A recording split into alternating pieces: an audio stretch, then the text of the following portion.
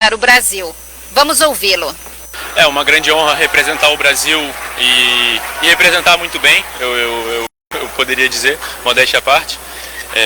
Já é a segunda Olimpíada seguida que eu chego pelo menos nas quartas de final, então fico muito feliz de colocar a nossa bandeira no tênis de mesa num patamar mais alto, claro, junto com todos os meus companheiros de equipe, toda a minha equipe técnica, e é uma honra representar o Brasil e chegar cada vez mais longe. Nas quartas de final, Hugo Calderano vai enfrentar o sul-coreano. A partida está marcada para esta quinta-feira. Giro Paris.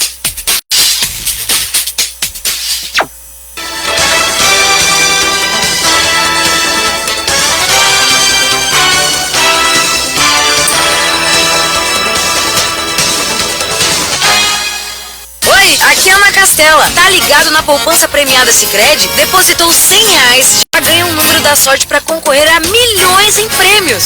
Poupança no Sicredi é premiada. Poupança premiada Sicredi. Bora poupar para concorrer a mais de R$2,5 milhões em prêmios. E no final do ano sempre é uma bolada. Promoção comercial vinculada a títulos de capitalização da modalidade incentivo emitidos pela Icatu Capitalização, processo ZEP número 15414.00253/2024/79. Consulte o regulamento completo em www.poupançapremiadasicredi.com.br. Quer dizer, eu tenho esperança. Quer dizer, eu participo. Quer dizer, eu ajudo. Quer dizer, eu cuido. Quer dizer, eu amo. A Casa Hope precisa muito da sua doação para ajudar ainda mais crianças e adolescentes portadores de câncer, transplantados de medula óssea, fígado e rins e a salvar mais e mais vidas. Casa Hope. Acesse hope.org.br e ajude.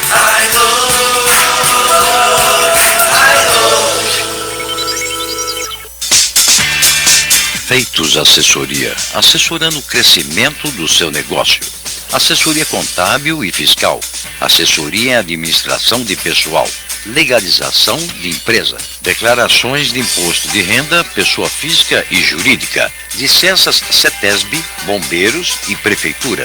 Entre em contato conosco. Telefone 4705-5107, WhatsApp 99538-8523, 95297-6359 ou pelo e-mail contato@feitosassessoria.com.br. Avenida das Conchas, 678, Cidade de São Pedro, Santana do Parnaíba. Se você tem dúvidas ou quer receber orientações sem compromisso, consulte a Feitos Assessoria. Trianon, 24 horas no ar, a mais paulista das rádios. Metrópole em Foco, para discutir a cidade que queremos, seus problemas e suas soluções.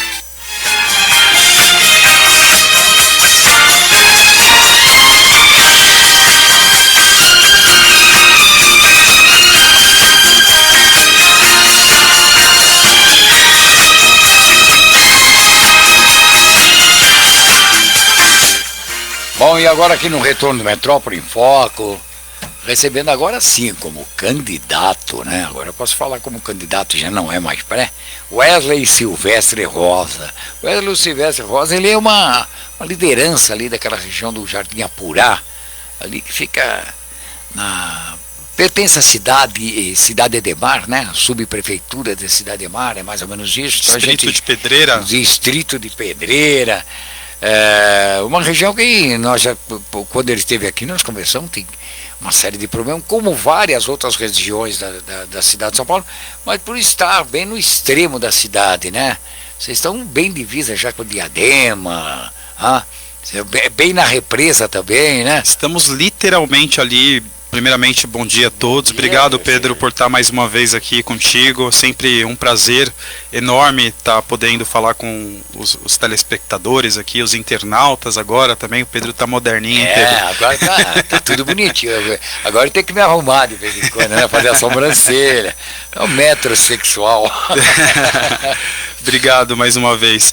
Pedro, a gente está ali literalmente as franjas da represa, né? Na divisa com Diadema, que é o último distrito mesmo, Pedreira faz, né? Ali em Eldorado faz divisa, fronteira mesmo com Diadema. Tem uma parte da Assembleia, inclusive, que é Diadema, uma parte que é Pedreira, que é Cidade Ademar, né? Então a gente está literalmente, e as franjas do reservatório Binnings, né, uma importante caixa d'água de São Paulo, que infelizmente aí os nossos governantes, os nossos prefeitos, governadores ainda não prestarem atenção para a importância desse manancial aí que abasteceu durante a crise hídrica, não só 2014 como agora, também milhões de metros cúbicos dos outros reservatórios. Continua ainda, né, abastecendo ali, né? Continua lá no braço de Itaçupeba, lá pro lado do ABC, transferindo para Guarapiranga para não deixar o reservatório Guarapiranga aí abaixar. Então é com esse olhar que eu venho ser candidato a vereador na cidade de São Paulo, porque o nosso manancial, a área de manancial de São Paulo, é uma área bastante importante e com bastante problemas, né?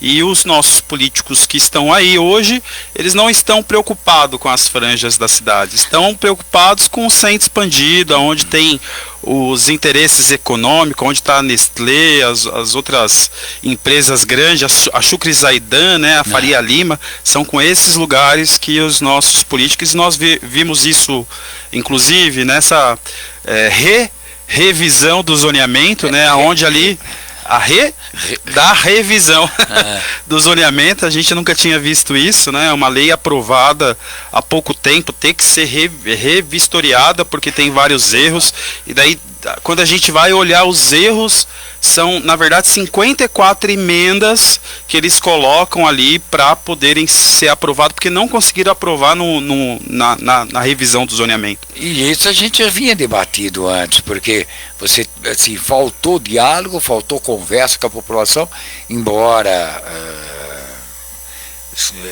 batiam de que não, nós fizemos as audiências públicas, mas na verdade a população nem participou com isso, né?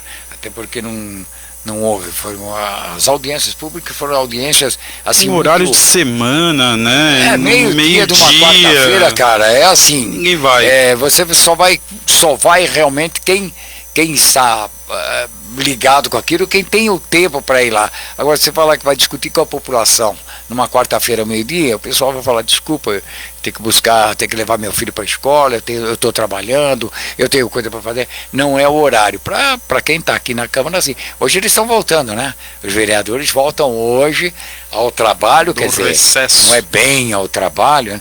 É outra coisa, viu, Wesley? Porque no início do mês de julho, né? Vamos falar do mês passado, que terminou ontem, né?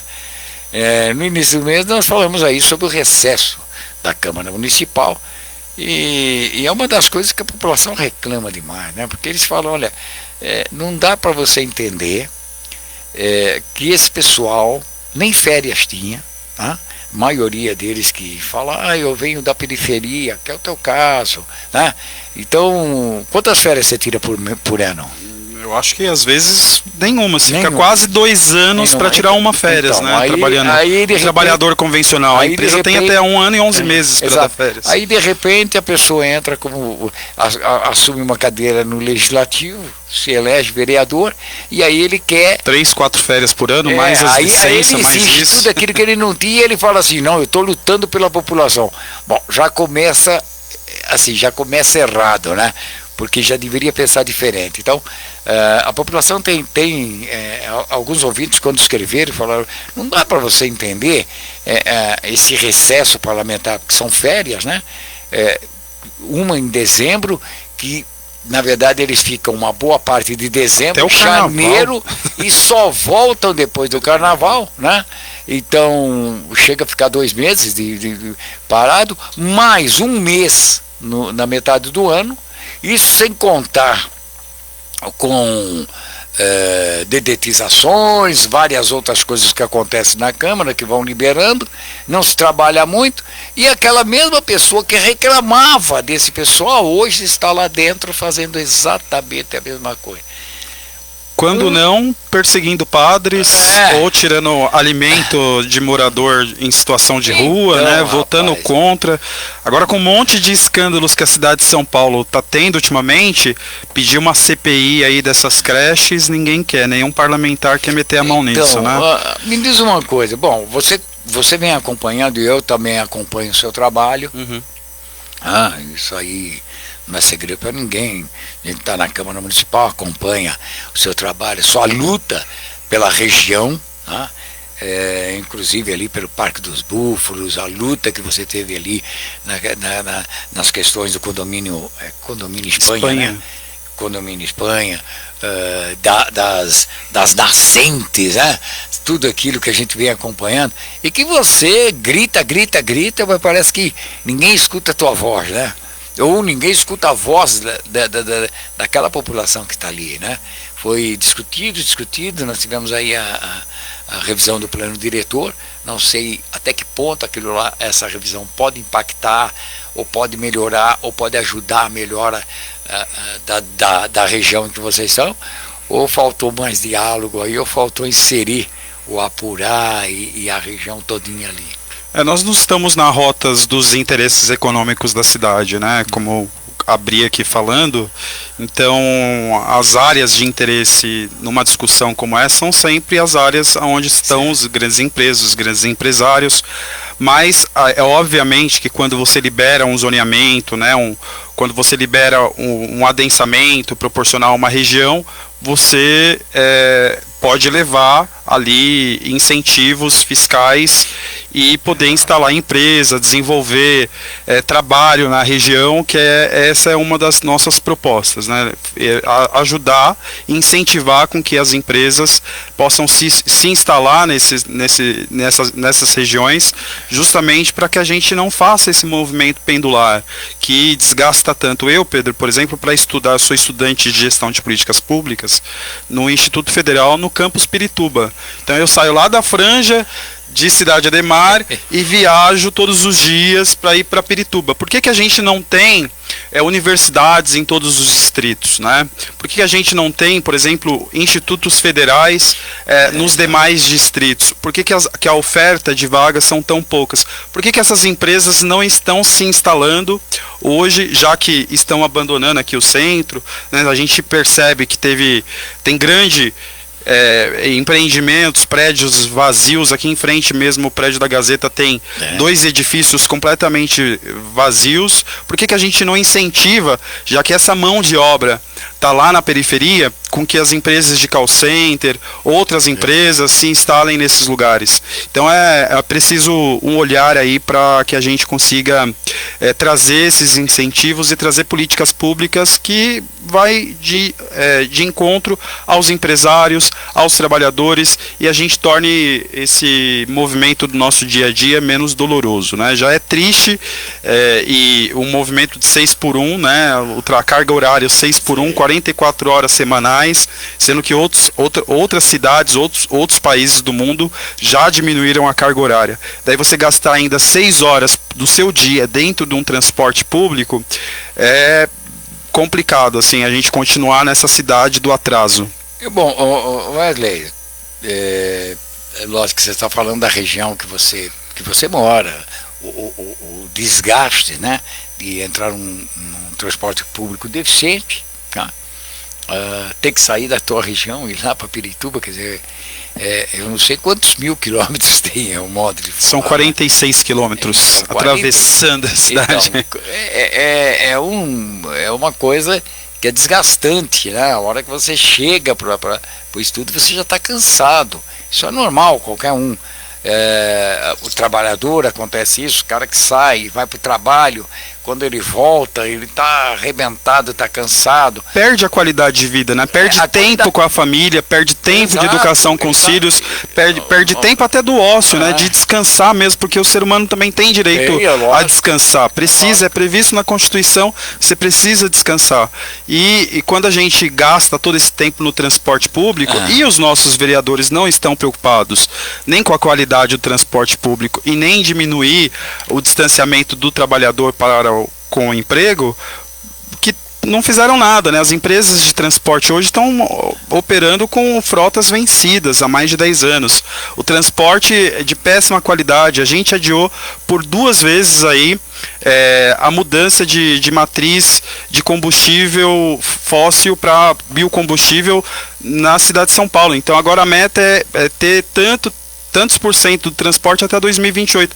A meta era ter 100% do transporte limpo na cidade de São Paulo até 2016. Sim. Não cumpriram, até 2024. Sim. Não cumpriram, vai até 2028. Chega 2028, daí você vê, né, que compraram aí 100 ônibus, então deixaram um ônibus de exemplo em cada região para dizer que estavam fazendo, mas não tem um plano de meta, não tem um planejamento para que isso aconteça.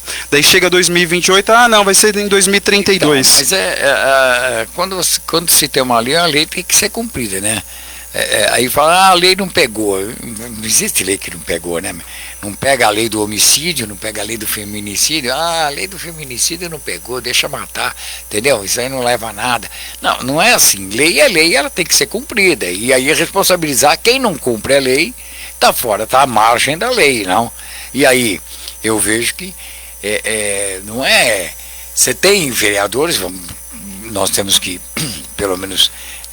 vamos ser bem honestos aqui, você tem 55 vereadores, mas tem vereador ali que luta para tentar que as coisas realmente caminhem, e que ele cumpra, esses vereadores ainda cumprem o papel que lhes cabe de fiscalizar o executivo, porque essa coisa não é... É uma das funções, né? Mas exato. A Câmara Municipal hoje está muito mais interessada em perseguir um pobre padre que presta um serviço que a prefeitura deveria prestar, que é alimentar a população, dar um cobertor para a população que está em situação de rua, do que em fiscalizar de fato as políticas públicas. Você vê hoje o sistema de transporte precisou lá, né? Eu falo porque quando a gente fez a denúncia do Aqua-SP, que originou em todas as outras denúncias quanto à questão do transporte público, o que foi feito até hoje? Fizeram uma operação assistida lá da empresa que está envolvida nisso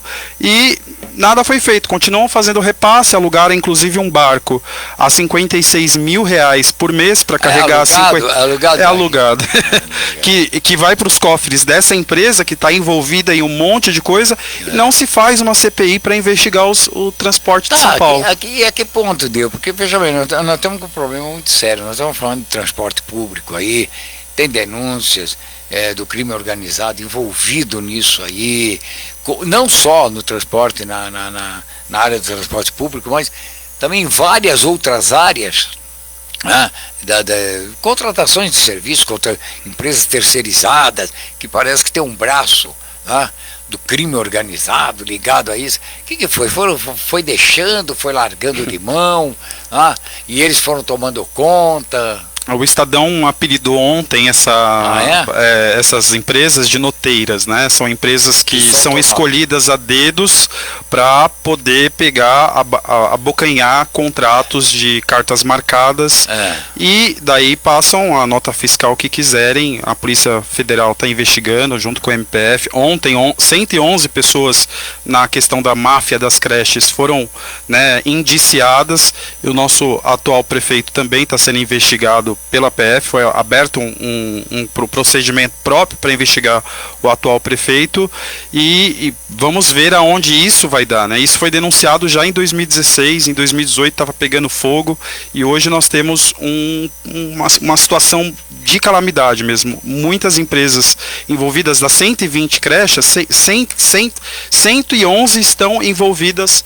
nessa questão da máfia das creches. Isso é muito grave, né? Porque você está prestando um serviço para a população, você tem um trabalhador ali ligado, né? Quais são os direitos que esse trabalhador que está prestando serviço, um bom serviço para a cidade de São Paulo, e você não tem um acompanhamento fiscalizatório da prefeitura. Por que não tem um acompanhamento dessas empresas, da forma qual estão operando, da forma quais são esses contratos? Como que o nosso próprio Tribunal de Contas não enxergou isso assim que foram feitos os contratos, não enxergou a idoneidade dessas empresas, precisa o Ministério Público Federal investigar para que daí a gente tenha luz à coisa. É muito grave, né?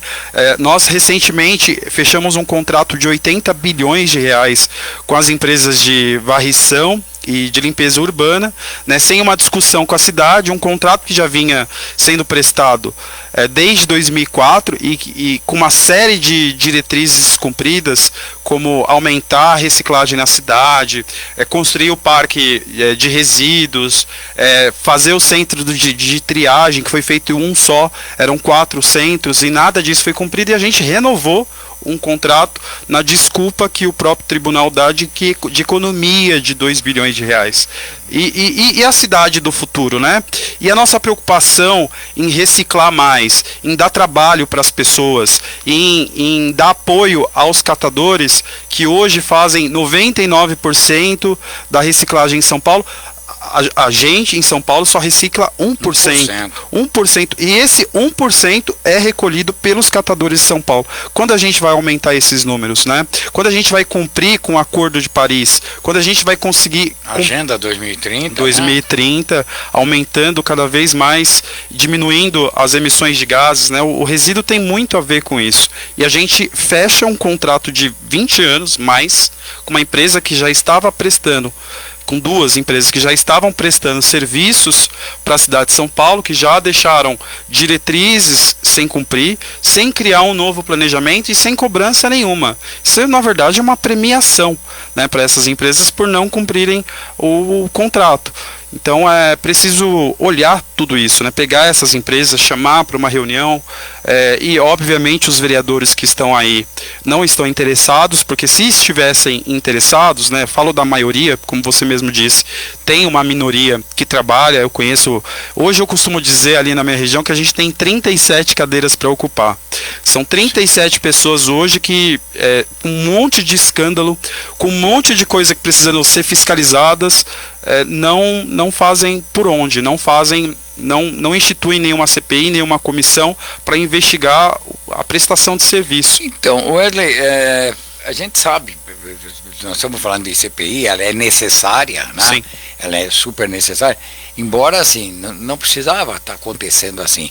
Então, eu fico vendo que a gente tem que criar assim, trocentas mil CPIs, mas nós temos um número... existe um número limite de se criar. Sim, por ano. Da Câmara trabalhar, que senão ela vai ficar... Vai virar um tribunal, né? Vai ficar. E não é essa a função. Exatamente. Mas a gente sabe que precisa disso. E vamos fazer CPIs. Agora, anterior a isso, Pedro... O que está faltando é assim... É diálogo, né? É diálogo. Sim, o próprio legislativo se preocupar em denúncias disso aos órgãos de imprensa. Não posso abrir a CPI, não tem problema, mas vamos abrir, vamos denunciar. Tenho aqui documentação, tem essas coisas, nós temos que denunciar, nós temos que alertar a população que isso daqui está acontecendo dessa forma, está se contratando empresas de fachada, que está aqui provado que a empresa é uma laranja. Eu recebi uma denúncia também aí de uma escola de educação, não é educação, é EMEI, né? EMEI, que é educação infantil, né? Não, é SEI. Não, é SEI. SEI. EMEI é a Escola Municipal de Educação Infantil, então, Fundamental. Fundamental. Tá. Então é SEI. Tem a crechezinha, bom, isso. Enfim. É de crianças de 4, 5 anos já, né, que logo vão ter que passar ao meu antigo primário. Eu vou falar na minha linguagem. O que acontece? Essas crianças, elas tinham alimentação dentro dessas escolas. Né? Estavam lá com essa alimentação. Hoje a merenda foi terceirizada e a empresa, isso é a denúncia que eu estou recebendo, a empresa que fornece o alimento só fornece, por exemplo, a refeição, só fornece aquela refeição e a criança não tem o direito de repetir o prato. Eles estavam carimbando, inclusive, a mãozinha da criança. Então veja a que ponto nós estamos chegando. né? Com desvio de verba, dinheiro jogado fora, contratos que não dão certo e não se devolve mais o dinheiro porque é importante lembrar que o dinheiro não é público, o dinheiro ele é privado, porque o dinheiro é nosso. O público é quem está administrando esse dinheiro, que tem a obrigação de nos prestar conta. Não é simplesmente falar, não, nós vamos fazer isso, vamos pegar esse dinheiro. Quer dizer, trabalham pegam aquilo que pertence à população e eu faço do jeito que eu quiser. Não é assim, não. Aí você fala, mas como é que pode punir um cara que fala na cara de todo mundo? E aí você tem o judiciário, você tem o Ministério Público, está todo mundo ouvindo e ninguém fala nada. Espera o quê? Que a população discuta. Mas você está sabendo que aquilo não muitas vezes até o que é legal é imoral. Como você bem mesmo falou, anterior à CPI, Pedro, a gente precisa fazer as discussões corretas, né, de forma transparente na cidade de São Paulo, justamente para ouvir, né, tanto especialistas quanto estudiosos de cidades, e essa oitiva, essa escuta da população, ela tem que ser justamente anterior a um processo de investigação, justamente para não se precisar investigar depois. Porque se as coisas estão transparentes, se as coisas ficaram evidente para a população, depois a gente não precisa abrir um processo investigatório, né? A não ser que deu alguma coisa errada no meio do caminho. Mas fazer um contrato com tantos anos para a cidade, né, de concessão, de tantos anos, de um serviço importante, e não conversar com a cidade, e simplesmente entregar aí cerca de 20 bilhões, 80 bilhões, né, que é o caso da questão dos lixos aí, né, dos resíduos de São Paulo, com a Locate, com a Urbis. Nós precisamos ter uma série uma série aqui de um especial chamado Os Caminhos do Lixo. Então vai mostrando qual é o caminho do lixo, o que esse lixo realmente poderia render, né? Exatamente. É riquíssimo, mas o que nós estamos, além de não render nada, nós temos que criar espaço para armazenar isso aqui e jogar dinheiro fora. 236 quilômetros o nosso resíduo é levado, né? Porque não pode mais ficar na cidade.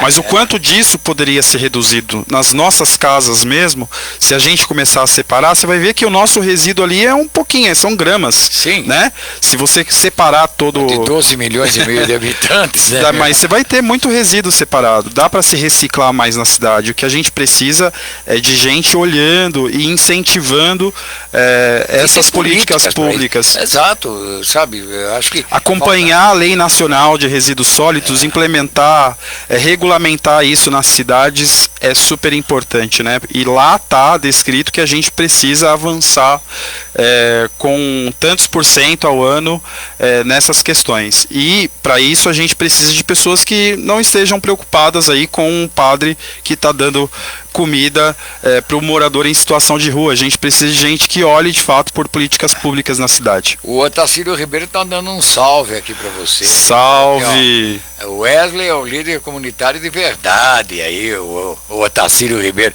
Estou cobrando a visita do Otacílio aqui para falarmos aí sobre Campo de Mato, falar sobre a velha guarda do samba, porque ele pertence ali àquela pessoal da velha guarda do samba lá de Parque Peruche, né? Vamos deixar claro isso aí. E do Complexo Esportivo do Campo de Mato. Que virou parque agora, né? Parabéns, Otacílio, pela luta. É uma luta antiga aí do nosso amigo Otacílio. Na verdade, a cidade precisa de mais parques. Nós temos um planejamento de 168 parques na cidade. Não se tem estratégia de criar parque. A gente só criou parque na gestão do Eduardo Jorge. Eduardo Jorge, em 6 anos, enquanto secretário, criou 66 parques na cidade. A cidade de São Paulo tinha 33 parques, nós passamos a ter aí, e deixou planejado outros 168 parques, que não tem na atual gestão, e na gestão passada não tinha qualquer planejamento, um fundo de parque, não se faz um cofre específico para isso, para criar essas unidades verdes, para aumentar, né, as áreas verdes na cidade. A gente vive completamente numa cidade árida aí, e eu, como sou da região Cidade Ademar, vivo no pior distrito em questão de área verde e cobertura vegetal por habitante. Posso te dizer que a maior 33 distritos da cidade não tem cobertura vegetal satisfatória. A ONU pede pra gente gente, Então, para garantir como resolver isso, a qualidade... De que forma? A gente... Você morador de lá, você, é lógico, você luta por isso, você critica essa situação. Como um parlamentar, se eleito for, o que você teria ali?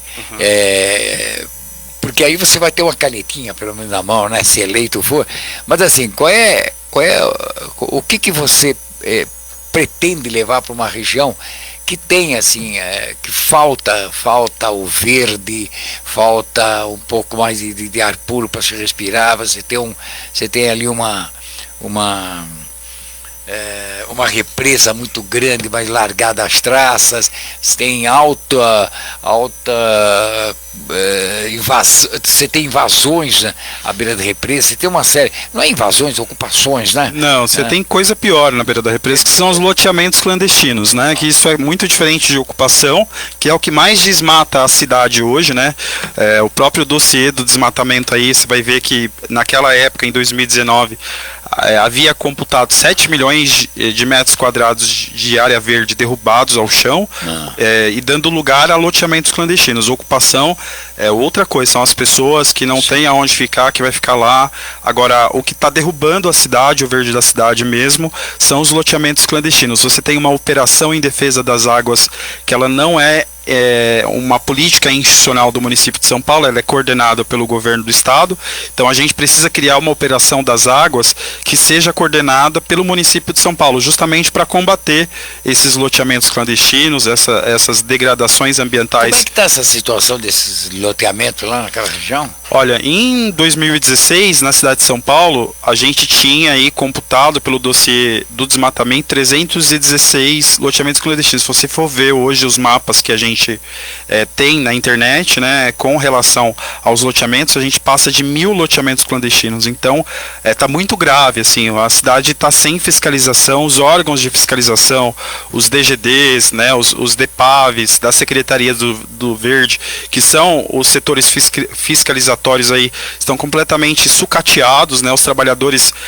refém do sucateamento, não tem equipamento, não tem carro para chegar até esses locais. A CETESB, da agência de Santo Amaro, que cuidava aqui da Zona Sul, está praticamente lá no interior de São Paulo, na divisa, né, com a Avenida Bandeirantes, então está muito longe do território para enxergar esses loteamentos, e quando chega as denúncias, o loteamento já aconteceu. E eu falo que são loteamentos clandestinos, porque quando a pessoa está precisando de moradia popular, ela não ocupa com 4, 5 lajes de uma vez. Os que estão nascendo hoje na cidade de São Paulo, eles não são ocupações, não podem ser confundidos, né, justamente porque não tem um viés econômico, não tem grilagem de terra, não tem alguém ali fazendo esses contratos de gaveta e ganhando dinheiro. Um loteamento clandestino, lá no Clube de Regatas, que foi noticiado aí pelo o Estadão, né, 62 milhões de reais ele rendeu para quem, né, fez o loteamento. Vamos citar nomes aqui, mas muito desses loteamentos são geridos pelo crime organizado. Então são 62 milhões de reais num loteamento só. Em 1.000 loteamentos é muitos bilhões de reais que se gere, né? Hoje as pesquisas, eu mesmo fiz um artigo científico baseado em estudo bibliográfico, em pesquisa, em próprias informações dos órgãos públicos, mostra que o próprio crime organizado lucra hoje muito mais com os loteamentos clandestinos do que com as próprias drogas. A gente vê, por exemplo, tem aí como exemplo o próprio Rio de Janeiro, né? As milícias que eles faturam muito mais com isso, né? E com a venda dos serviços, né? Gás, luz, TV a cabo, internet, isso, aquilo, porque são as coisas que agregam depois, né, que vai ser cobrado mensalmente, são aquelas mensalidades aí por prestação de serviços que também não são oficiais. Mas a sua pergunta foi como fazer um plano para implantar parques e proteger as áreas verdes de São Paulo. Você falou, Mas então, é que você passou aí, você falou aí sobre, depois eu quero voltar nesse assunto, você falou aí sobre loteamentos clandestinos, mas também existe... Mas é porque passa por isso, né? A fiscalização, primeiro você precisa preservar... mas não é só os loteamentos em si, mas existe assim, a forma de que, incentivar as pessoas a ocuparem lugares, e aí é importante lembrar, porque as pessoas, se há uma ocupação em local de mananciais, local que não deveria ter, é melhor você cortar o mal pela raiz e não deixar que a coisa aconteça lá na frente para depois não ter mais condição de fazer. Mas vamos voltar, como fazer isso? Não, mas eu acho que esse assunto ele é super importante, Pedro, porque nós estamos falando hoje também assuntos climáticos, uma série de coisas, e tudo parte por aí também. Muitos desses loteamentos, dessas ocupações, elas estão em áreas de parque. Sim. Então, para anterior a você implementar áreas verdes na cidade, você precisa fiscalizar o que nós temos. Nós precisamos mapear hoje, tem sistema integrado entre o Estado e o município de São Paulo. O próprio município de São Paulo tem o GeoSampa, né, que mostra ali várias áreas e tem uma régua ali de como estão essas áreas. A gente tem na GCM drones que poderiam fazer voos programados para olhar determinadas áreas, o avanço dessas áreas que estão sendo loteadas. Precisa ser anterior a implementação de áreas verdes. Anterior a esse decreto aí que dá 10 milhões de áreas verdes para a cidade de São Paulo, que diz que é do tamanho de Portugal, que a cidade de São Paulo foi, né? Anterior a isso, a gente precisa saber como estão essas áreas. Uma das áreas é o Parque Carolim, que eu acabei de falar, né? Lá no Clube de Regatas Tietê, que de um lado tem uma ocupação, sim, pessoas que precisam de moradia, que estão ali esperando a prefeitura assisti-las, né? Que estão ali de forma voluntária, que não receberam ou pagaram para estar ali. Do outro lado, você tem um grande loteamento clandestino que nasceu com 4, 5 lajes, com investimento milionário e que não poderia estar ali existindo. É preciso saber qual o avanço, ir lá fiscalizar, mandar os seus órgãos de competência, no caso a GCM ambiental, os órgãos da subprefeitura responsável porque o zoneamento de São Paulo, o crescimento da cidade, Pedro, a responsabilidade é inteira do município de São Paulo. O Estado, ele ajuda na fiscalização das áreas que são de competência do Estado, mas o zoneamento, o crescimento urbano da cidade é responsabilidade do prefeito. E a gente está vendo hoje, aqui no centro, lugares tombados, prédios nascendo no meio da cidade, sem sequer licenciamento. E os prédios tombados sendo demolidos. Imagine lá nas beiradas da cidade. Então, aí você falou o Clube de Regatas Tietê. Isso. O Clube de Regatas Tietê que você está falando é aquela unidade que está lá no Guarapiranga? Na Guarapiranga. Então, porque quando fala Clube de Regatas Tietê, primeira coisa tem vários, né? Vem aqui esse Clube de Regatas Tietê que está aqui quase em frente ao Espere ali, que está aqui no Centrão, que agora é a Zumbi do Palmares ali, a Faculdade Zumbi do Palmares, tudo. Esse era o clube de regata. Como o Rio Tietê ficou num estado que não dava mais, o Clube Atlético, o Clube de Regatas Tietê comprou aquela área lá no Guarapiranga, que era para poder fazer as regatas, né? Fazer tudo. Até aí estava tudo maravilhoso, um clube na beira da represa, estava tudo maravilhoso. Mas também o clube acabou, faliu de um lado, faliu do outro, ou seja, ficou tudo largado, abandonado, o poder público. E daí com interesses econômicos. Exatamente, e agora começa essa coisa. Então é bom lembrar que é o mesmo clube, viu? Exatamente. Tanto o Tietê daqui, perto da Ponte das Bandeiras, quanto aquele lá de Santa Amaro, era uma coisa só, né? E no final das contas acabaram nada assim. E é muito diferente. Você tá falando ali, mas não é só o Tietê, não. Você tem vários outros clubes que faliram, que está todo ali na orla da represa. E que estão sendo loteados, assim, à luz do dia, sem fiscalização nenhuma, com interesse, inclusive. Você conhece os loteadores?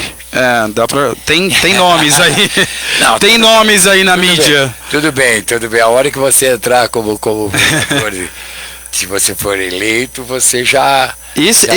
Essa é uma outra questão que precisa ser estudada pela Câmara Municipal. Por que as leis existem, né, e não são cumpridas? Por que existe um aparato todo de segurança, de fiscalização, e não há fiscalização? Será que tem agente público envolvido? Será que tem interesses econômicos por trás disso aí?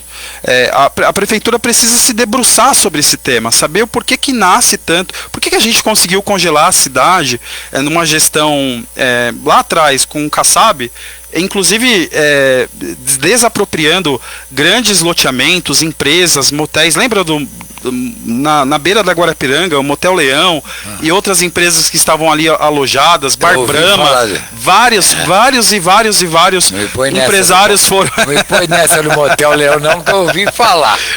Tem uma italiana brava em casa, né? Rapaz, tá louco. Mas várias empresas... Essa causa eu não admito. Aí dá justa causa. Mas várias empresas receberam esse processo de desapropriação. A gente conseguiu um período grande de congelar as áreas de manancial, mas houve um desinteresse enorme por parte da cidade de São Paulo em se continuar esse processo. O programa Mananciais foi retomado graças ao Jardim Apurá em 2018. Foi em 2018 que a gente conseguiu reativar o programa Mananciais, que é um programa de investimento de urbanização mantido pela Sabesp. A gente não vai saber mais como vai ficar isso, né? Exato. Porque afinal o lucro que vinha para a cidade de São Paulo, quase 700 milhões de reais hoje, vão estar na mão dos empresários, e a gente não vai saber se esse lucro, não sabe se esse lucro, porque isso não foi acordado, né, diante dessa venda de parte do capital da Sabesp, da privatização da Sabesp. A gente não acordou isso em contrato, não colocou isso.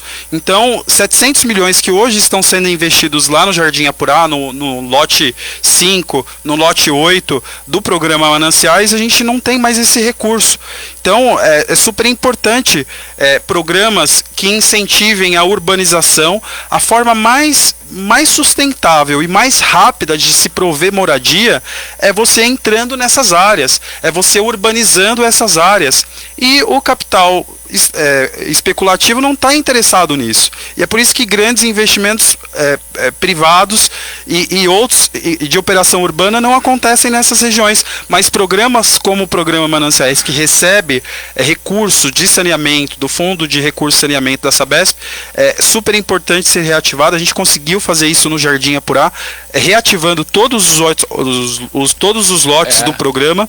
E hoje as periferias ali no entorno da represa Bines e Guarapiranga estão recebendo, graças ao interesse público que a Sabesp tinha, esse recurso e que está se tornando obras de políticas públicas, saneamento, melhoria viária, melhoria do recolhimento de lixo, de resíduos na cidade, a regularização fundiária, que é muito importante, você entregar o título de propriedade para as pessoas que estão instaladas há muito tempo nessas regiões, né, há mais de 20 anos. A lei específica própria da BINS diz que loteamentos passíveis de regularização são aqueles que estão inseridos anterior à lei específica da BINS. Está muito claro na BINS. Então, o que nasceu antes e que tem condição de saneamento, que está fora de área de risco, pode ser regularizado. Muitas dessas pessoas estão também na fila habitacional. Por que a fila habitacional é tão grande?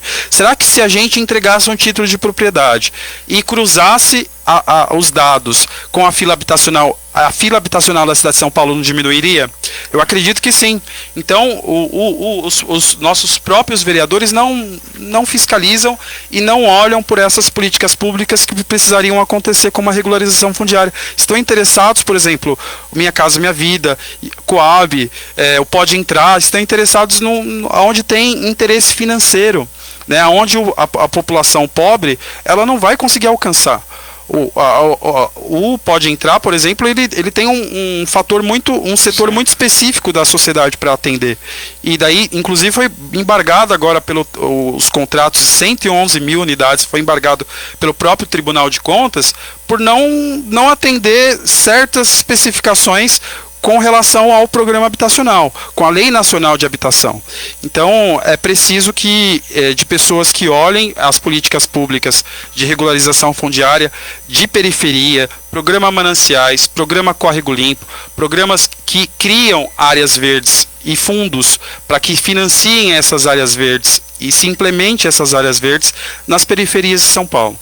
E aí os nossos vereadores já mostraram que não estão interessados nisso. Bom, voltando ali, qual é o mote, vamos dizer, o mote do seu trabalho? Olha, hoje eu vou usar isso aqui como mote de, vamos dizer, um programa meu, programa que se eleito for, né?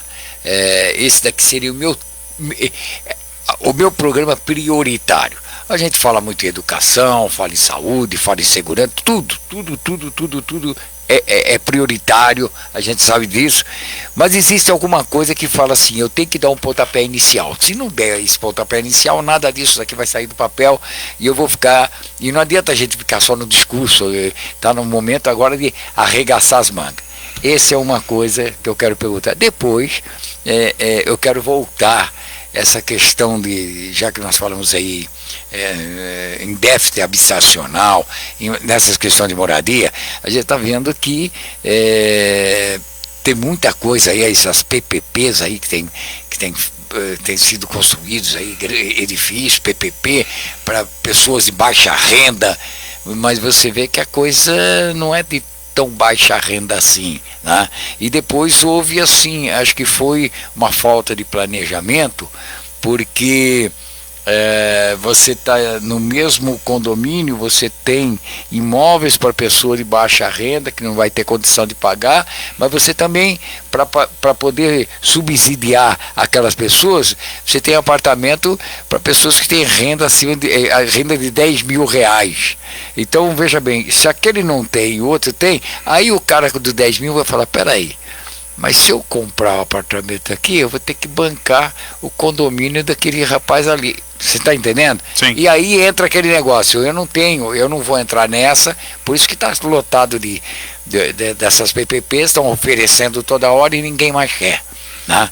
A coisa assim, acho que foi um tiro no pé muito grande, eu acho que a ideia morreu no nascedouro. Inclusive você sabe disso. Sim, o tribunal acabou de barrar esse ano aí essa PPP, que é a PPP do Pode Entrar, né? Que o atual governo fez tantas propagandas justamente por conta desses critérios. Você não tem critério para colocar as pessoas ou para criar aquela PPP. Na verdade, o que foi noticiado é que seriam criados aí 111 mil unidades através dessas PPPs, só que se não estabeleceu os critérios, então se acaba passando dinheiro para construtoras para atender uma faixa que o programa habitacional não deveria atender. Você acaba com o dinheiro público de PPP que deveria financiar HIS, atendendo uma classe média, uma outra classe social que não está inserida nos critérios dos programas habitacionais. Aí essa classe social não quer, mas o apartamento dela está sendo financiado com dinheiro público. Exato. Com o dinheiro que deveria criar mais HIS. E foi por isso um dos motivos que o Tribunal de Contas barrou essa estratégia. Aí você vai encontrar todos esses imóveis, todos esses prédios, todos esses condomínios, todos vazios. E eu estou te dando como exemplo, para ficar bem claro aí, a antiga rodoviária aqui do centro. Na antiga rodoviária construíram vários edifícios e está parado ali, tanto ali quanto aqueles que fizeram na Barra Funda. Ou seja, estão querendo, porque eu preciso ter pessoas que paguem, né? Porque aqueles que não podem pagar, que não vão poder pagar o condomínio, que não vão poder pagar as taxas, então eu preciso vender até para um custo um pouco mais baixo, mas aquela pessoa que está comprando aquele apartamento, que tem uma renda de 10 mil reais, ele possa, né, comprar aquilo e com isso ele acaba subsidiando aquele que não pode pagar. Isso acontece. Isso ficou uma coisa nebulosa, desculpa, né? Ficou nebulosa porque fala o seguinte, tá bom, aquele que não pode pagar, qual é a responsabilidade dele na condição de usuário? Então, já que eu não vou pagar o condomínio, que já está inserido a água, então posso gastar água à vontade, que não tem problema nenhum, porque quem paga é quem mora lá no 18º andar. Você está entendendo mais ou menos assim? Isso aí ficou tão ficou tão tão fechado, tão esquisito, não é transparente, que o sujeito que podia comprar lá, ele fala, quer saber de uma coisa? Você vai me desculpar, para mim não me interessa. Por isso que está lotado de imóveis aqui. Quando não acontece isso, Pedro, a gente cria a habitação na cidade de São Paulo, que é o que está acontecendo lá no Residencial Espanha, e também em Heliópolis. Se você pesquisar, é uma pesquisa muito simples que as pessoas podem fazer antes de adquirirem um imóvel, ou até mesmo entrarem num programa habitacional desses, é você pesquisar o CNPJ lá do tal condomínio. Se você pesquisar CNPJ por CNPJ do Condomínio Espanha, você vai ver que são vários processos. Muitos moradores que têm que pagar condomínio estão ficando endividados por não conseguirem pagar, né, os condomínios, mesmo que seja um valor um pouco mais baixo, R$200, R$300, o condomínio acaba fazendo algumas melhorias, o que acaba encarecendo mensalmente esse valor. Isso acarreta também em valor. E esses moradores acabam sendo despejados. Muitos condomínios entram com um processo de penhora nesses empreendimentos de interesse social. A prefeitura não dá uma assistência técnica e jurídica para essas pessoas conseguirem se defender. Aquilo acaba sendo encarado pela justiça como se fosse um empreendimento privado de qualquer tipo, não de interesse social.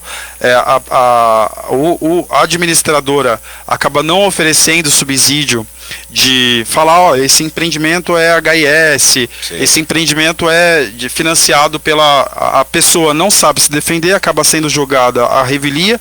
O juiz não tem informações necessárias para julgar e acaba julgando contra o morador, que acaba perdendo aquela unidade habitacional, né? E daí o morador vai voltar para onde? Ele vai se voltar a uma área frágil da cidade, né? Aqui no centro de São Paulo, por exemplo, quando se cria essas grandes operações urbanas, essas grandes PPP, você precisa prever isso.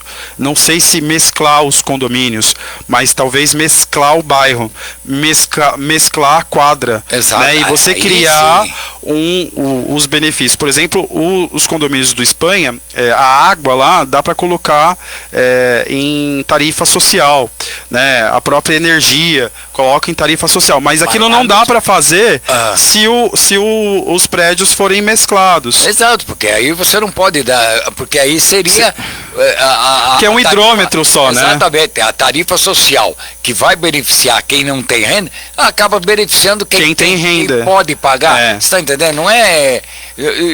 E aí quem pode pagar fala, bom, então eu não quero fazer porque eu tenho que bancar aqui. Então teria que ter, assim, uma divisão, ou, sei lá, coloca 2, 3 hidrômetros, sabe? Aquele vai para aqueles imóveis que tem, os apartamentos, nesse caso, né? Que é de interesse social, e esse hidrômetro vai contemplar quem está aqui. Ou então, como você falou, pega a quadra, vamos fazer, ali dentro daquela quadra, a gente consegue. Porque o fato não é o morar junto, o fato é como você vai dividir essas despesas. Exatamente. Entendeu? Porque de repente eu posso comprar um apartamento com uma renda de R$10.000 para que more 2 pessoas. E o outro de interesse social que não tem condição, mas ele está morando em 6. Você está entendendo? O custo, o gasto daquele é bem maior do que esse, o gasto de luz daquela região. Quer dizer, e outra coisa, não adianta você somente construir isso, mas não construir equipamentos públicos depois para atender entorno. Esse é um grande problema lá do Heliópolis, que não tem infraestrutura necessária do lado. O Jardim Apurá também está sendo construído agora, só a unidade escolar lá da região. Exato. Então, e daí as pessoas acabam não ficando naquela região por conta das dificuldades. É difícil você acordar às 5 horas da manhã, colocar um filho na escola, aquela criança ficar rodando uma região inteira dentro de uma lotação para chegar às 7 horas da manhã na escola, né? Fica rodando 2 horas dentro de uma lotação, e aquela criança aquela família acaba ficando desgastada, porque a mãe, para chegar no trabalho dela, precisa acordar muito mais cedo, fazer todo um esquema de segurança para deixar o filho na escola quando não tem lotação, levar a criança até a porta da escola, depois faz todo um malabare para ela voltar a pegar a criança, chegar em casa, ou paga alguém, a renda acaba não comportando. Esse é um grande problema. Só que assim, aonde tem infraestrutura necessária é o centro de São Paulo, né? O centro de São Paulo que já está basicamente tudo centralizado. 70% dos equipamentos públicos, escola, cultura, saúde, tudo está no centro de São Paulo. Então, aonde tem infraestrutura necessária é onde a gente deve criar HIS, habitação de interesse social, habitação para a população pobre, e colocar ali e criar um mecanismo, porque assim, tem uma outra questão dentro da criação de habitação de interesse social nesses lugares, que é o entorno é mais caro, né? Você não consegue, por exemplo, eu morei aqui do lado, para baixo aqui com um amigo nos Jardins, eu ia numa padaria muito distante, a muitos quarteirões, para conseguir comprar pão, porque 3 pães ali já é R$5. Então a população que tem um salário médio mínimo, né, ou R$2.000 de salário, ela precisa também aprender a viver ali com o seu, tem que ter uma economia financeira para viver com sua renda naquela região. Então você precisa incentivar essas fachadas ativas, que se parou de incentivar agora, né, e é onde você cria um comércio de baixo, um comércio menor, uma mercearia, né, uma lojinha embaixo, elas são super importantes na criação de HIS.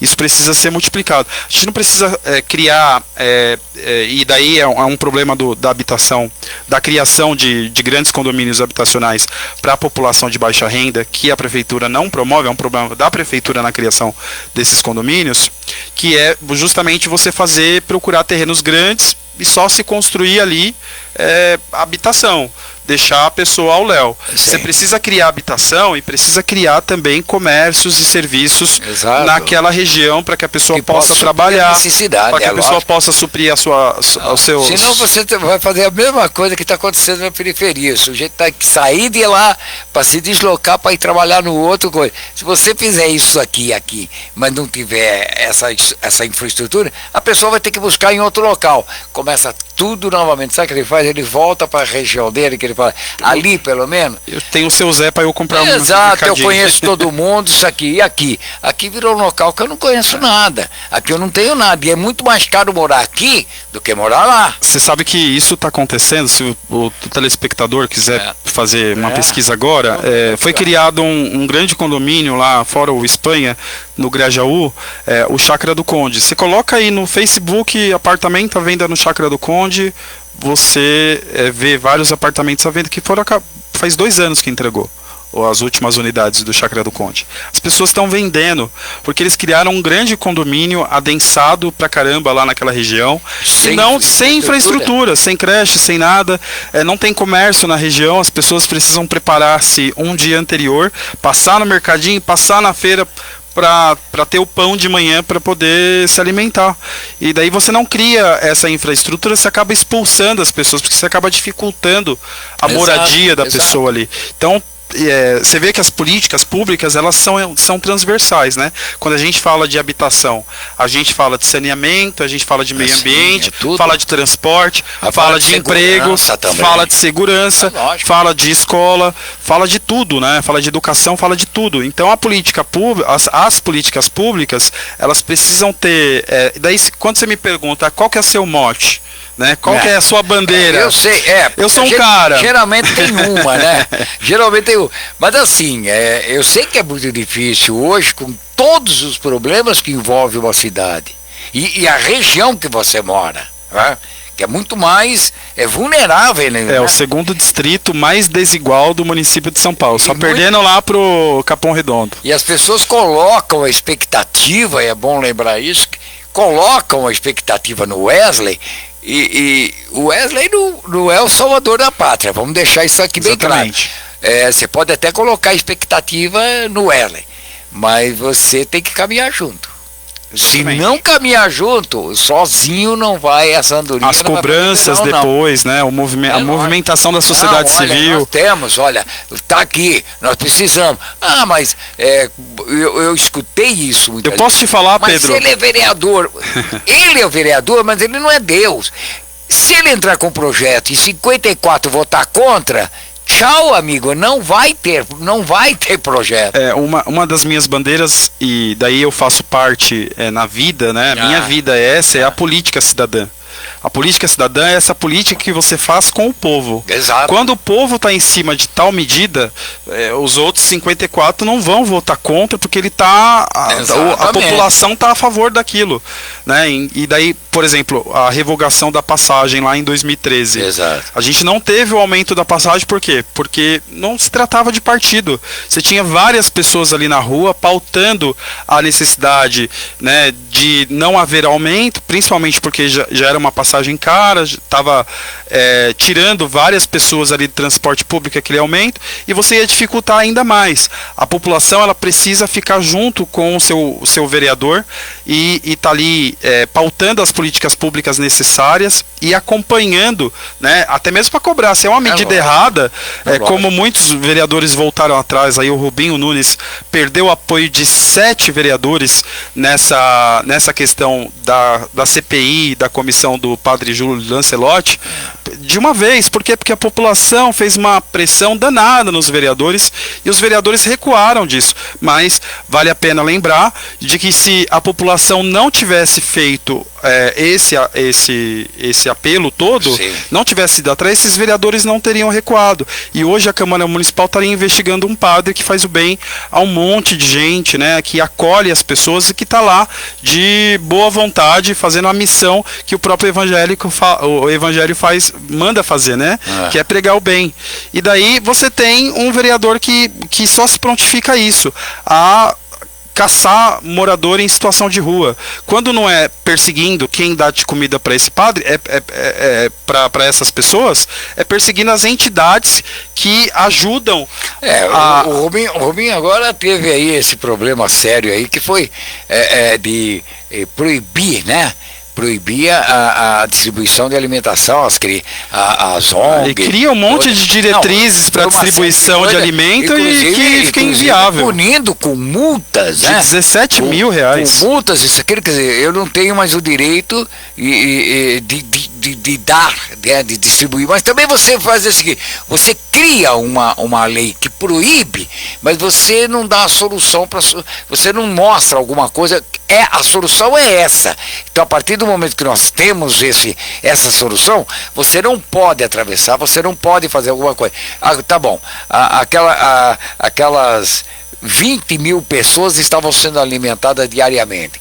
De repente, aquelas 20 mil pessoas estavam sendo alimentadas diariamente. De repente... 80 mil, né, Pedro? Que aumentou o índice assim, muito alto. Não, mas aí você fala no geral. Mas eu falo, vamos dizer, naquele espaçozinho, né, que 20 mil pessoas estavam sendo alimentadas diariamente. Tá bom, então agora existe uma proibição, existe uma multa, existe, se for o caso, a polícia vai ser acionada para levar as coisas. Tá tudo muito bem, tudo muito legal. Tá bom. Mas o que você vai fazer? Quem é que vai alimentar aquelas 20 mil pessoas? Vamos deixar morrer de inanição, deixa morrer de fome, é assim que funciona. Isso é corroborar com a especulação imobiliária, né? Na verdade é um programa para você expulsar os moradores dessas regiões centrais. Mas você veio do tem MBL, muito interesse. Você não veio do MBL também? Deus o livre. Não, você era Black Bloc, né? Black Bloc. Não era do MBL, não. Deus me livre. Deus me livre. Então dando aí um toque aqui pra você. Então, vamos lá. Tá bom. Sempre a técnica. Programa ao vivo é assim mesmo. Programa ao vivo é assim mesmo. Então você não tem nada. Me diz uma coisa. O Wesley, PDT. O que o PDT pensa de tudo isso? Vocês... os vereadores vão sair 56, né? 56 vereadores. 56 vereadores, vai sair com uma chapa completa. comungam da mesma da coisa, os vereadores, porque é muito complicado, né? Mas assim, porque o PDT não é um partido totalmente radical, né? Quer dizer, as pessoas têm o direito. Aí você tem um pouco do pessoal que tem mais, pende mais para a direita, pende outro para a esquerda, outro de centro-direita, outro de centro-esquerda, entendeu? E assim vai. Como é que se dá essa discussão e, por exemplo, o próprio PDT, o próprio partido, o que é que ele orienta aí?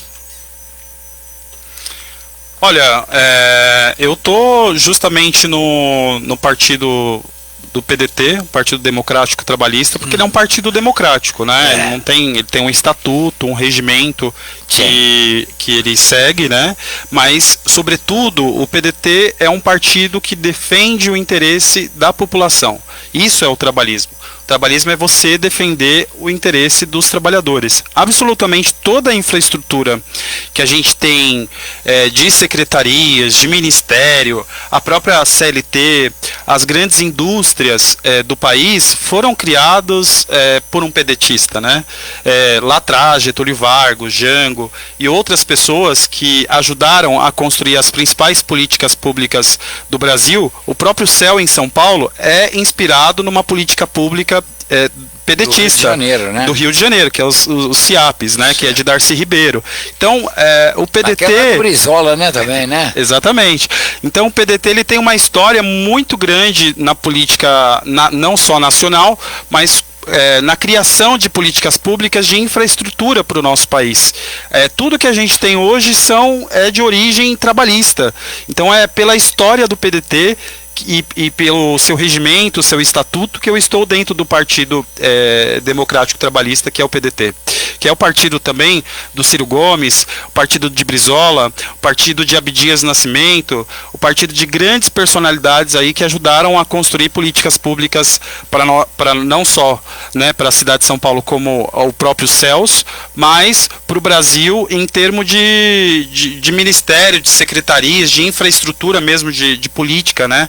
Todo esse cenário onde a gente tem um presidente, os ministérios, as secretarias, tudo isso foi criado devido ao trabalhismo. E o PDT, hoje, ele escolheu o melhor caminho, né? O PDT, ele está na aliança com Boulos, né, e Marta, justamente pela história da Marta. A Marta foi a criadora dos CELs em São Paulo, fez 21 CEL.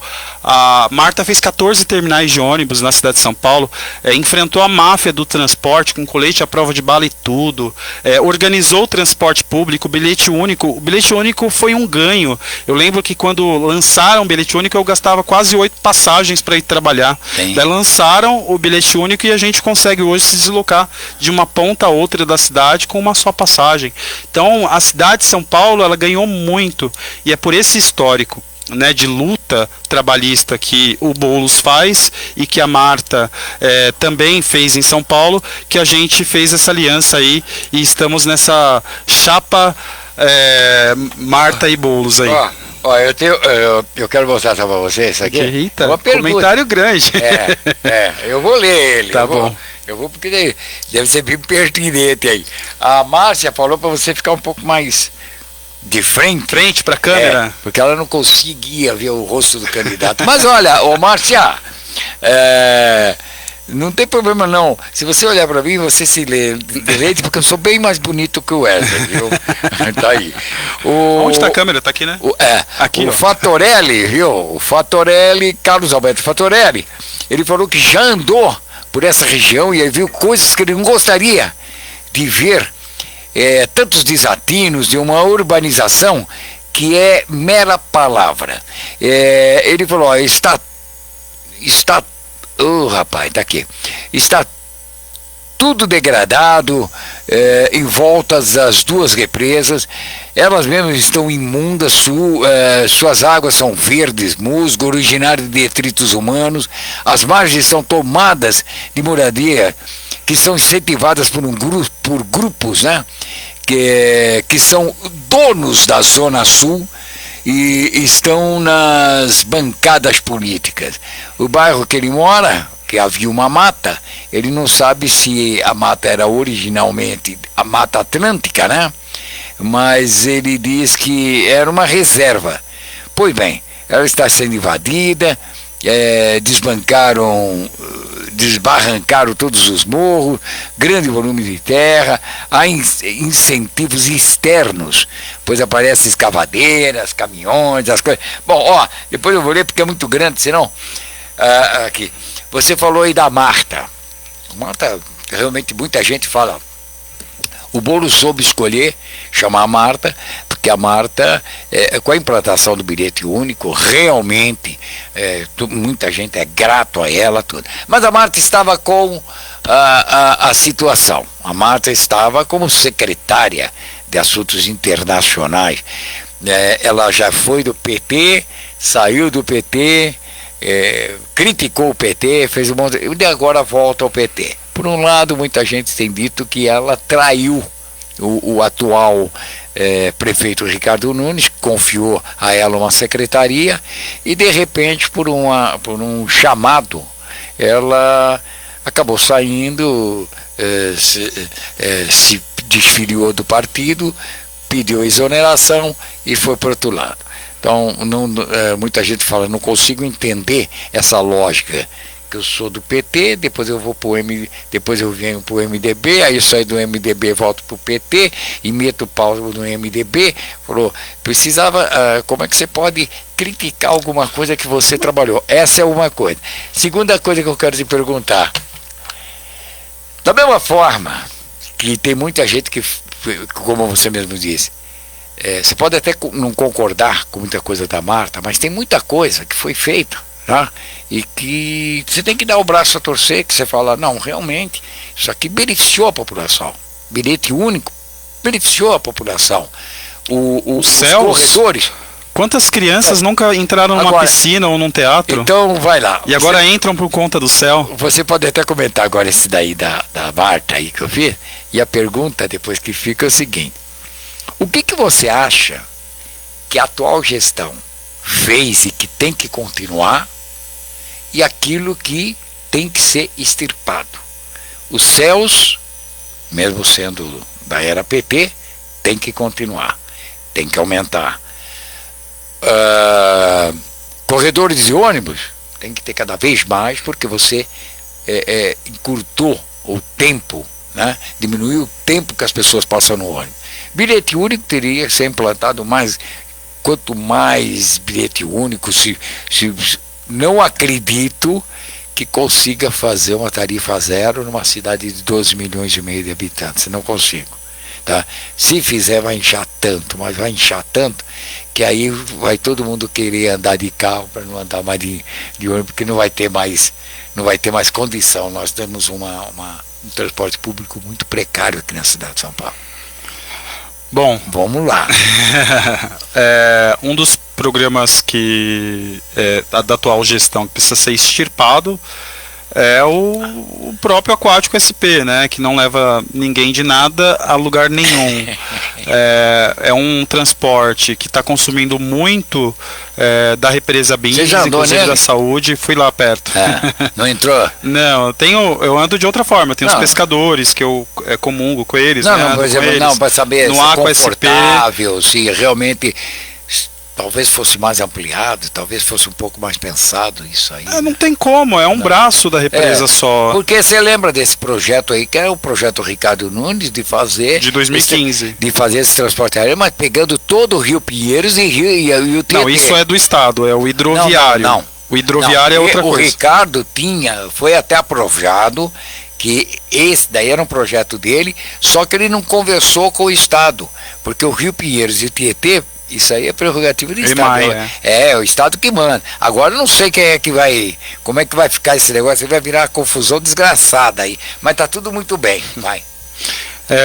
É um transporte que consome muito, que não é limpo, né? É movido a diesel dentro da represa. É um transporte que carrega 60 pessoas por hora, porque assim, para você desembarcar é 15 minutos. Para você embarcar é mais 15 minutos. Então você espera meia hora, querendo ou não.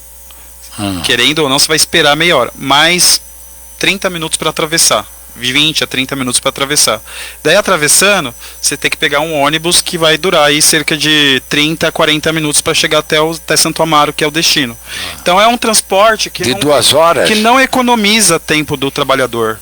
É um transporte turístico, na verdade. Ele tem um apelo mais turístico do que de transporte de massa. Até mesmo porque aquele braço da represa ele não comporta.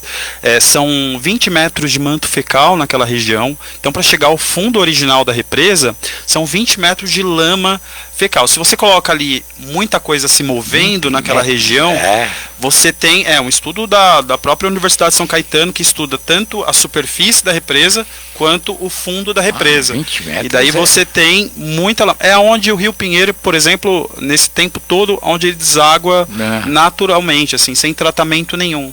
A água in natura do Rio Pinheiro deságua lá. É naquele braço da represa. Você passa, quando você está no Aqua SP, você passa por frente da usina de Traição.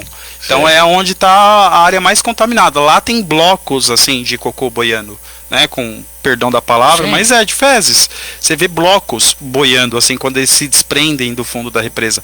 Muitos barcos de pescadores ali ficam atolados em determinados pontos daquela região. E daí eles fizeram um trajeto ali que desvia dos bancos de areia, que eles chamam, né?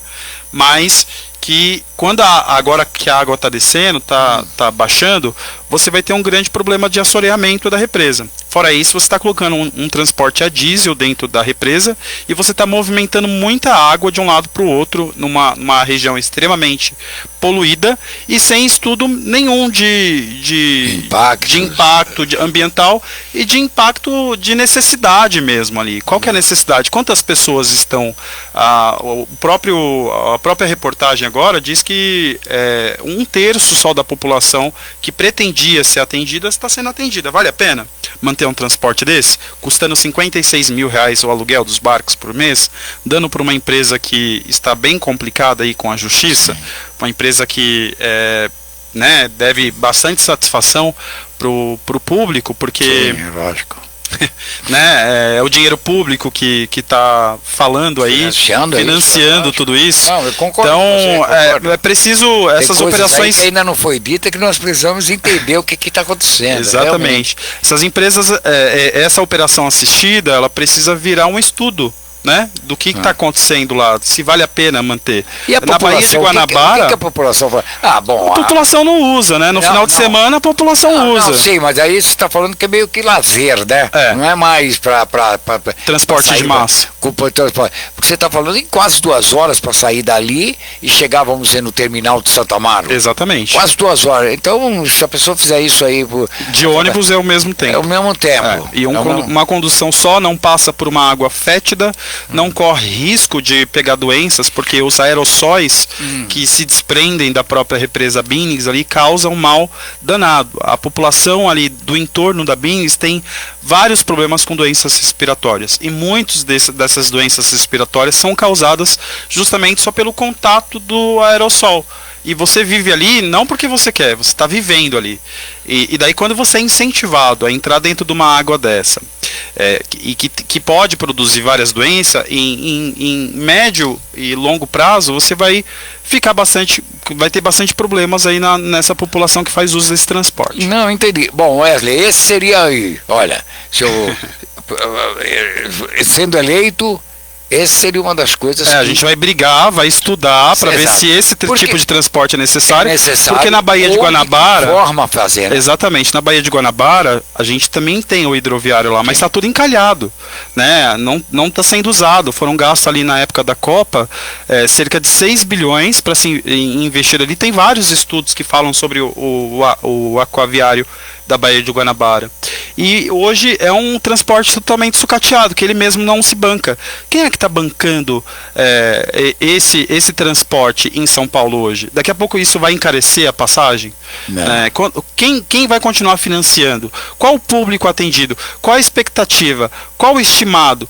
O que está realmente sendo atendido por esse tipo de transporte? Então é algo que é inviável para a cidade, né? É muito mais fácil você investir na Belmira Marim investir de fato com planejamento na estrada da Alvarenga do que você manter um transporte desse que por mês, só em um ano já vai dar aí... Sim, milhões e milhões. Milhões de reais. Exato. E, bom, enfim. Essa é uma das coisas que você fala, eu extirpo. Tem alguma coisa que você acha que, olha, isso foi um projeto legal, isso aqui tem que continuar, ou você é totalmente assim, nada dali presta?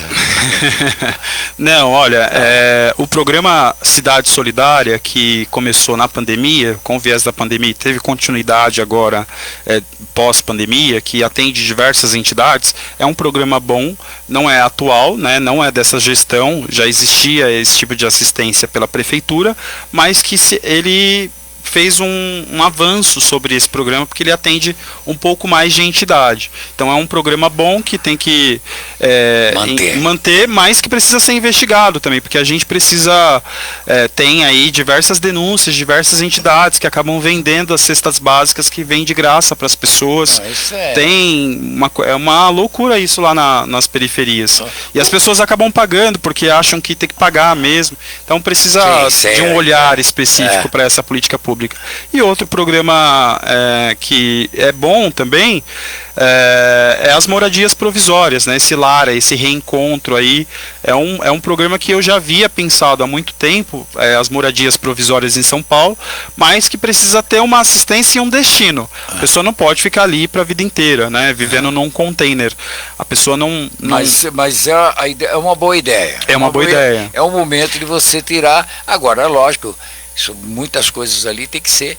Agora, tudo que começa, acho que pode dar um pontapé, sabe? Entrou com o pontapé inicial, dali nós vamos dar. Mas também, por outro lado, Pedro, você acabou ocupando terrenos públicos ou alugando terrenos que dariam para você construir, de fato, moradias de interesse social. Lá no Jabaquara, foi feita uma grande vila reencontro num terreno que daria ali para levantar pelo redor, assim, você olha, torres de 18 andares, sabe? Quantas famílias não poderiam ser assistidas através daquele terreno, definitivamente, com a construção de moradias provisórias. Eu acho que esse modelo de moradia provisória, ele tem que ter outro modelo, porque está alugando ali os containers, a prefeitura não tem isso. Quem são essas empresas que são donas, detentoras desses containers? Como foram feitos esses contratos de aluguéis dos containers que atendem essas famílias? Quais são os terrenos, os que não são públicos? De que forma que eles foram alugados? Se teve pregão, se não teve pregão, se teve edital, se não teve edital de chamamento? Aí não é super importante. Mas então, aí você também tem um Tribunal de Contas que cabe a ele também, ao Tribunal de Contas, né? Assim como barrou, pode entrar, barrar o... Senão nós podemos... Porque os únicos lugares que tem Tribunal de Conta particular é São Paulo e Rio de Janeiro, só, né? Todos os outros municípios, todos os outros municípios, todos eles eles têm que prestar conta aos seus tribunais estaduais, né? Que não é o Tribunal Municipal, Tribunal TCM, como é aqui, né? Tribunal de Contas do município, não, mas é Tribunal de Contas do Estado. Então, assim, você enxuga um pouco mais e tira da frente. Não adianta nada você ter uma estrutura milionária para alguém que não trabalha. Então a gente começa, vai novamente. Hélio, e uma coisa, é que a gente está meio que em cima da hora, mas já que você tocou sobre o centro da cidade, tudo, nós temos um problema seríssimo, né? Que ajuda, por exemplo, o centro da cidade hoje, embora todo o poder público diz que está seguro, você pode andar, todo mundo não tem segurança, não tem a sensação de segurança nesse centro da cidade. Quem faz é porque está fazendo propaganda, legislando em causa própria, a gente sabe muito bem disso, muita gente que, e eu estou falando até de comerciantes falam, não, é seguro porque ele quer que você vá lá comprar, entendeu? É seguro porque eles querem que você vá lá andar, mas você não tem a sensação de segurança. Cracolândia, existe uma certa solução, porque ela já se falou em todo lugar. Eu uso ela aqui só como exemplo, mas você tem Cracolândia na cidade inteira. São mais de 100 pontos, né? São mini cracolândias espalhadas pela cidade inteira. Nós temos um grande problema com o vício, né, de drogas na cidade de São Paulo. E hoje não só a Cracolândia, mas a Catiulândia. Também já ouviu falar, Pedro? Da Catiulândia. Catiu. É a K2 que está tomando conta da nossa juventude. E uma idade de 16 a 24 não conhecia, anos. Catiulândia. E são grandes bolsões de uso de droga também espalhados pela cidade. No geral, essa K2 ainda está nas periferias. Pouco se vê aqui no centro de São Paulo como se vê o crack.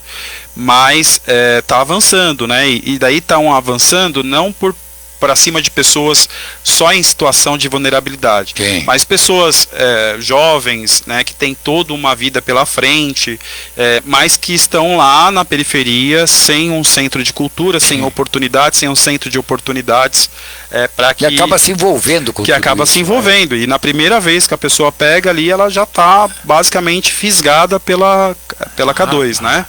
Então é uma droga hoje muito possessiva, uma droga que está se infiltrando de vez assim na juventude, e enquanto se discute esse problema velho da Cracolândia, que na verdade é um problema que eles encaram como um problema só de traficante, mas é um problema social, né? Porque tem pessoas ali sem moradia, sem assistência social nenhuma, né? Muitas vezes a refeição que essas pessoas fazem justamente só aquela refeição que a entidade, né, ou que o próprio padre vai lá levar para essas pessoas, para dar um pouco de dignidade para a vida, porque daí a pessoa vai ter força até mesmo para procurar um centro de reabilitação. Mas isso é um problema de saúde pública, né? Você tem 1.200 leitos na cidade de São Paulo de psiquiatria.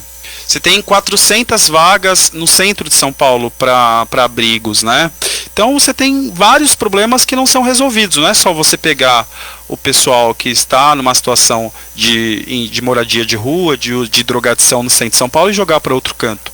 Você precisa dar oportunidade para essas pessoas. E para isso você precisa, a primeira coisa, é ter leito. Você tem que ter leito de psiquiatria que você não tem. Você tem que ter psicólogo. Você tem que ter clínicas na rua que você não tem.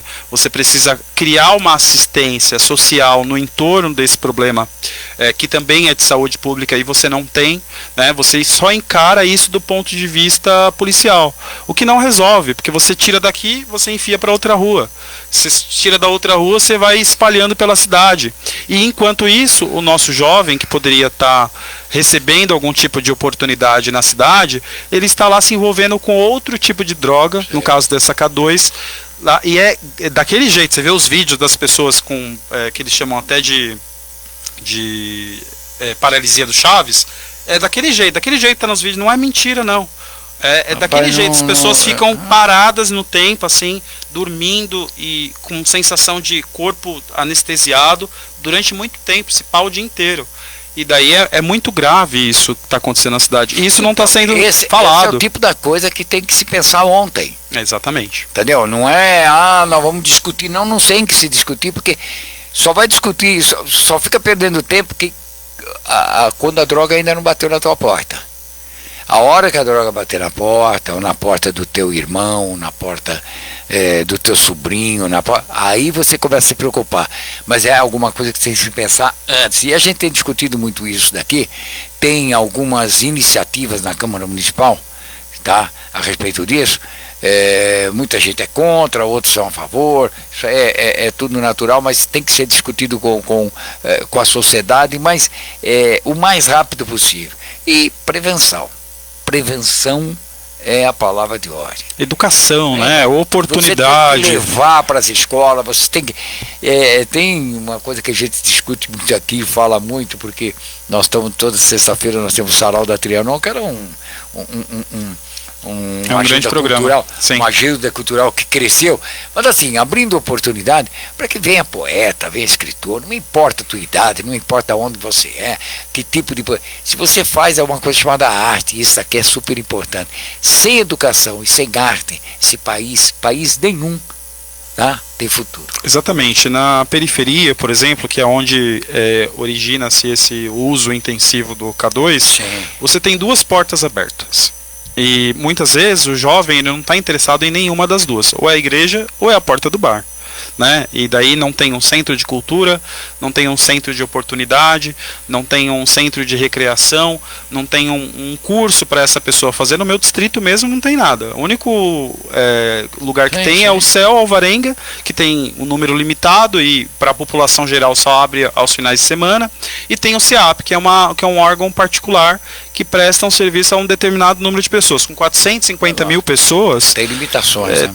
Vai ter bastante limitação aí de atendimento. Então, se você cria oportunidades, espaços comunitários, o principal, espaços comunitários onde o jovem pode se reunir, trocar ideia, trocar essas informações. Se isso não entra dentro das escolas, se o plano municipal de educação não deixa falar de drogas, não deixa falar de gênero, então precisa criar espaço para que a pessoa interessada naquele assunto possa discutir, né? O pai preocupado com o filho que pode estar em contato com esse tipo de droga possa pegar informações e ele acaba não pegando. Quando vai perceber, o filho já está entregue, já está envolvido aí já não é mais e já está numa situação drástica da vida, né? Então é preciso aí educar a nossa população nesse sentido, né? Ensinar o que como fazer para evitar e se a pessoa está naquela situação, como ter oportunidade de reabilitação, como se ressocializar essa pessoa, trazê-la de volta à sociedade. Exatamente. E a gente não tem nem leito para internar essas pessoas. Não tem um leito de reabilitação dessas pessoas, né? Não tem psiquiatra o suficiente na cidade para entender. Muitas dessas pessoas que fazem uso de droga, dessas drogas mais pesadas, elas inclusive têm problemas psiquiátricos e não sabem. E quantos atendimentos foram dados a essas pessoas? Eu acho que antes de chegar na Cracolândia, por exemplo, aqui no centro de São Paulo, você tem até os traficantes lá, né? Porque senão não existiria a Cracolândia, mas você tem uma maioria de pessoas que são usuários, e daí o usuário tem que ser tratado como usuário, né? Quem quer internação, quem fora da lei é fora da lei, quem é doente é tratamento. É tratamento. Wesley, nós estamos chegando em cima da hora. Sério? Tanto assunto que a gente tem para falar. Não, aqui. Olha, mas eu já estou pensando o seguinte, você estava falando aí, eu acho que é super importante colocar aqui, porque a ideia, a gente fala muito aí em fazer sabatina, né, com candidatos a prefeito, né, e seus vices. Mas é importante que a população entenda que muito mais importante que o executivo é o legislativo. É aquele que vai fazer as leis, é aquele que vai fiscalizar quem executa aquilo que foi legislado ali atrás. Então, eu gostaria de fazer assim, colocar uns 4, 5 candidatos aí, a gente debater alguns assuntos, tá?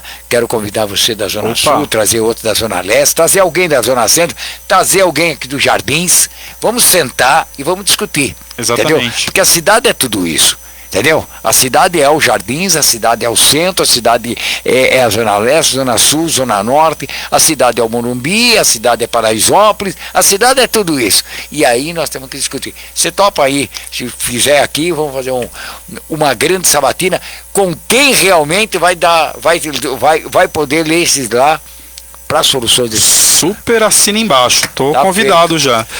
Na verdade, isso que você falou é super importante, né? Não adianta eleger o prefeito da sua preferência e não eleger bons vereadores, né? Porque são os vereadores quem vão pautar as políticas públicas da cidade. Alguma mudança na lei que é necessário, a fiscalização daquele contrato que está errado, a fiscalização do serviço que não está acontecendo, tudo isso é o vereador. E você não eleger vereadores que são de acordo com o executivo, né, e que fazem uma frente para que as políticas públicas aconteçam, você acaba deixando o prefeito meio que refém dos vereadores, e daí você não tem uma cidade administrada, você não tem uma cidade fiscalizada, você precisa ter bons vereadores, né, e vereadores que falam de acordo com a prefeitura, que defendem os projetos, mas vereadores sobretudo que fiscalizam as políticas públicas. É lógico. Tá ótimo, estamos acabando aqui. Bom, vamos lembrar que o Metrópole em Foco ele tem o oferecimento Sicredi, que é a primeira instituição financeira cooperativa do Brasil, né? E no Sicredi quem coopera cresce, viu? Então, fica Fica aqui a caneta Sicredi aqui para você também. Você já topou, tá?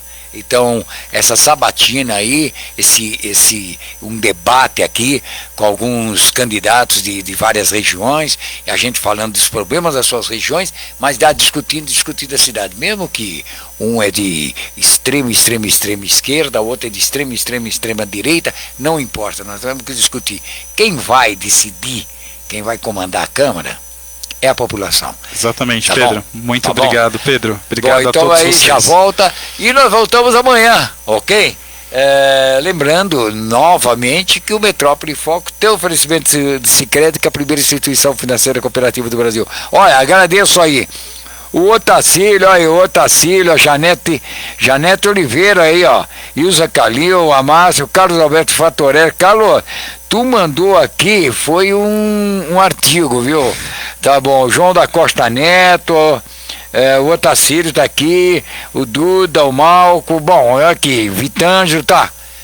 Voltamos amanhã, ok? Tchau! Obrigado. Oi, aqui é Ana Castela. Viu só a poupança premiada Sicredi? São mais de 200 prêmios de R$5 mil toda semana até o final do ano. Poupança no Sicredi é premiada. Poupança